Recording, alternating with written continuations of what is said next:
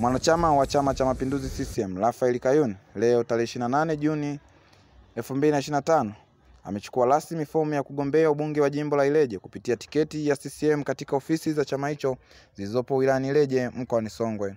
Kayuni alipokelewa na katibu wa CCM wilaya ya Ileje ambaye aliwasilisha nia yake ya kuwania nafasi hiyo kwa dhumuni la kuwatumikia wananchi wa wilaya ya Ileje. Akizungumza na wanahabari mara baada ya kuchukua fomu, Kayuni alisema, "Nimeamua kuchukua fomu kugombea ubunge kwa sababu nina dhamira ya dhati ya kuwatumikia wananchi wa Ileje." Nikiripoti kutoka Ileje, Mikael Makasege, Kankono TV, Songwe. Kwa majina naitwa Raphael Kayuni, mzaliwa wa Ileje, nimezaliwa katika kijiji cha Ilulu, kata Isongole. Nadhani zoezi ambalo limenileta ilikuwa ni zoezi la kwanza la kuchukua fomu ya kuomba ridhaa kugombea ubunge jimbo la Ileje.